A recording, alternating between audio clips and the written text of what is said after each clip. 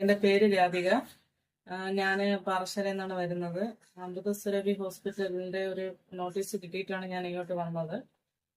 വന്നപ്പോഴത്തേക്ക് എനിക്ക് ഒട്ടും നടക്കാൻ പറ്റാത്ത പ്രശ്നമായിട്ടാണ് വന്നത്. വലത് കാലിന് കംപ്ലൈൻ്റ് ഉണ്ടായിരുന്നു. നട്ടലിൽ പല ഭാഗത്തായിട്ട് ബൾജിങ് ഉണ്ടായിരുന്നു.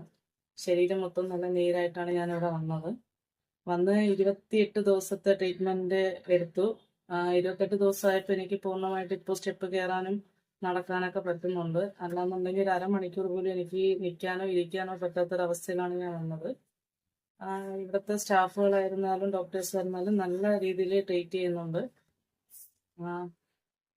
ഞാൻ ഇവിടെ വന്നപ്പോൾ ഞാൻ പല ഗവൺമെൻറ് ഇംഗ്ലീഷ് മെഡിസിനും പോയിട്ടാണ് ലാസ്റ്റാണ് ആയുർവേദത്തിലോട്ട് വന്നത്. ഇംഗ്ലീഷ് മെഡിസിനിൽ പോയപ്പോഴത്തേക്ക് അവർ പറഞ്ഞു ഓപ്പറേഷൻ ചെയ്യണമെന്നാണ് പറഞ്ഞത്. എനിക്ക് നട്ടലിന് താഴ്ഭാഗത്തായിട്ട് കാല് തുടങ്ങുന്ന ഭാഗത്തായിട്ട് ഞരമ്പുകളെല്ലാം വലിഞ്ഞുകൂടി ഇരിക്കുകയാണ്. അതുകൊണ്ട് ഓപ്പറേഷൻ ചെയ്യണമെന്ന് പറഞ്ഞു. ഓപ്പറേഷന് മടിച്ചിട്ടാണ് ഞാൻ ഇവിടെ വന്നത്. ഇപ്പോൾ നല്ലതുപോലെ എനിക്ക് നടക്കാൻ പറ്റുന്നുണ്ട്. നല്ല സഹകരണമാണ് ഇവിടുത്തെ സ്റ്റാഫുകളായിരുന്നാലും ഇവിടുത്തെ ഡോക്ടേഴ്സ് ആയിരുന്നാലും ചെയ്യുന്നത്.